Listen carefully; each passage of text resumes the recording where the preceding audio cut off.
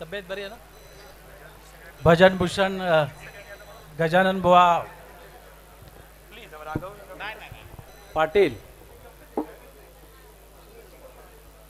आज या स्मारक आणि सभागृहाचं उद्घाटन ज्यांच्या हस्ते संपन्न झालं असे कर्जत खालापूर विधानसभा मतदारसंघाचे आपले सगळ्यांचेच लाडके लोकप्रिय आणि कार्यसम्राट आमदार आदरणीय महेंद्रजी थोरवे साहेब, व्यासपीठावर उपस्थित असलेले आमचे नेहमीच मार्गदर्शक आदरणीय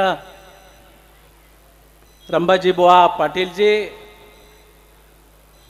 दुसरे आदरणीय आमचे ज्येष्ठ सहकारी बंधू पाटील वसंतराव भोईर साहेब, संतोषजी भोईर साहेब, हरिभक्त परायण लांबे महाराज, व्यासपीठावर उपस्थित असलेले आपल्या स्मारक समितीचे अध्यक्ष दीपकजी करोडे, आपल्या स्मारक समितीचे सगळे सन्माननीय सदस्य प्रसादजी पाटील,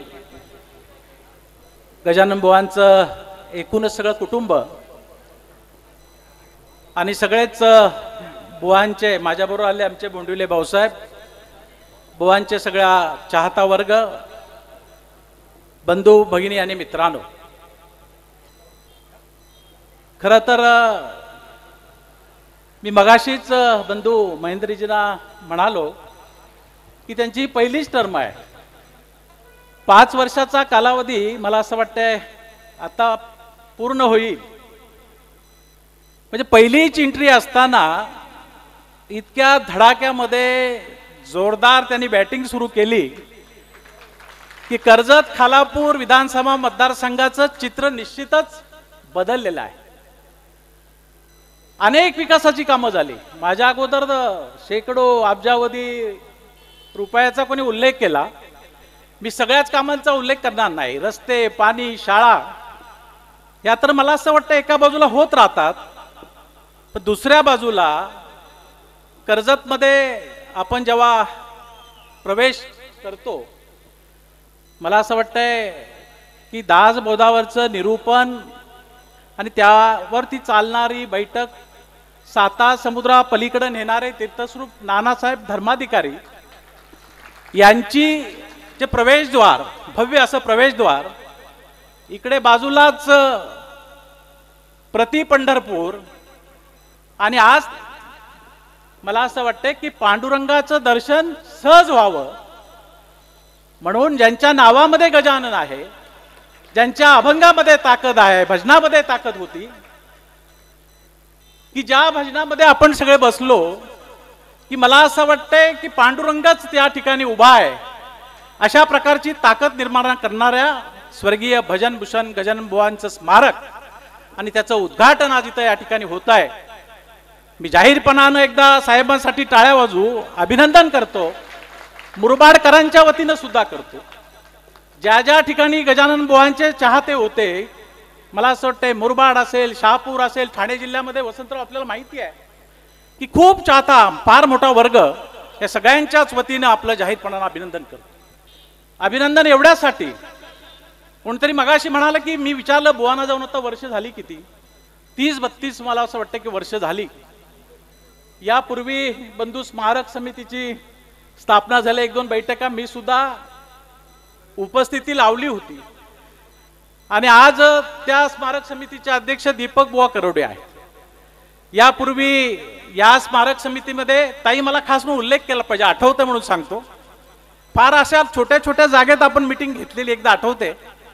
शेलार मामांची, स्वर्गीय शेलार मामांची आज आठवण होते, काटेबुवांची आठवण होते, गंगाराम बुवा वरसोलीकरांची आठवण होते, किंवा त्यांच्या समवेत रमेश चंदन, रमेश चंदन, आणि म्हणजे असे असंख्य दिग्गज की ज्यांनी सगळ्यांनी प्रयत्न केलाय, परंतु 30 वर्षामध्ये मला असं वाटतंय फारसं काही पुढे सरकलं नव्हतं.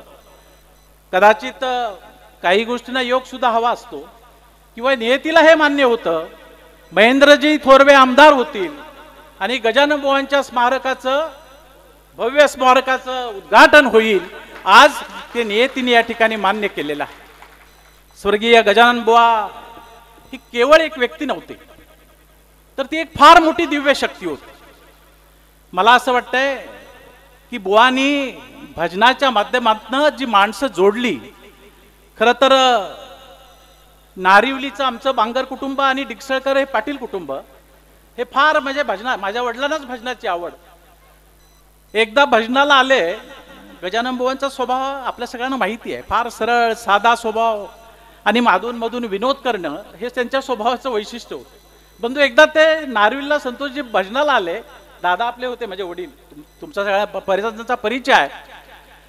आणि दादा वडिलांना ते सहज म्हणाले की दत्ता पाटील, आम्हा कलावंतांना अहंकारच म्हणजे अहंकारच फार किंवा शत्रू फार, आणि त्यातला पहिला शत्रू हा अहंकार. तो एकदा मारला की बाकीचे शत्रू हे आपोआपच मरतात. मला हे खास करून सांगायचे की इतकी मोठी कला, एक काळ असा होता मीडिया नव्हतं, प्रसार माध्यम कुठलं नव्हतं, त्यावेळेला गजानन बुवांचं भजन आणि मला वाटते परिमळाची धाव किंवा अनेक गवळणी आपण त्यावेळेला रेडिओवर ऐकलेल्या आहे. आणि म्हणून इतकी मोठी कला असताना सुद्धा आयुष्यामध्ये ज्यांनी कधी गर्व केला नाही, मला असं वाटतंय की गजानन बुवा सारखे कलावंत पुन्हा होणे नाही, असं मला या प्रसंगी सांगावं असं वाटतंय. खरं तर बुवांच्या बाबतीत निश्चितच खूप बोलता येईल, परंतु आज या सगळ्या पाटील कुटुंबियांनी जो वारसा, भजनाचा वारसा, प्रसाद बुवा पाटील असतील, त्र्यंबाजी बुवांचा आता वय झाले, कैलास बुवा असतील किंवा सगळीच मंडळी असेल, बेबीताई असेल, शैलाताई असतील, संगीताताई असतील, या सगळ्यांनी हा वारसा पुढे नेण्याचं काम जोमानं सुरू ठेवलेलं आहे. विशेषतः केवळ भजन नाही, तरी माणसं सुद्धा जी पूर्वीची नाती आहे ते टिकवण्याचं काम या माध्यमातून निश्चितपणानं केलेलं आहे. खरं तर मित्रांनो, संगीत ही कला इतर सगळ्या कलापेक्षा श्रेष्ठ कला आहे. मला असं वाटतं संगीताचा आपला उल्लेख करायचा माझ्याकडून राहिला, बंधू गजानन बुवांचे बंधू, संगीत एकदा सुरू झालं की जे हृदयाशी थेट संवाद करते आणि बरेचसे आजार माणसाचे निघून सुद्धा जातात, अशी ज्या संगीतामध्ये ताकद आहे, तो संगीताचा वारसा निश्चितच पाटील कुटुंबियांच्या हातून पुढे सुद्धा सुरू राहावा, अशा प्रकारची प्रार्थना परमेश्वरला मी या निमित्तानं करतो. आणि बुवा केवळ एक व्यक्ती नव्हती, तर ती एक दिव्य शक्ती होती. आज बुवा जरी आपल्यामध्ये नसले तरी निश्चितच बुवानी केलेली भजनं, मला असं वाटते की माणूस गेल्यानंतर काय एक चांगलं काम असेल तर 5-10 वर्ष माणसं आठवण काढतात, तो त्यानंतर विसरून जातात. परंतु काही माणसं अशी आहेत की जी गेल्यानंतरही गेलीच नाही, ज्यामध्ये गजानन बुवांचं नाव आहे.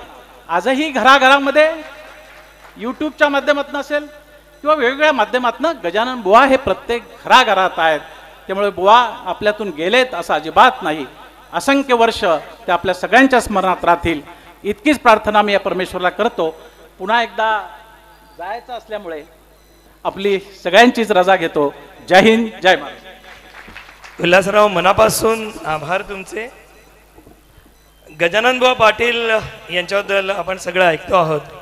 1969 साली आपल्या कर्जतमध्ये पहिल्यांदा उस्ताद झाकीर हुसेन आले होते. माझ्या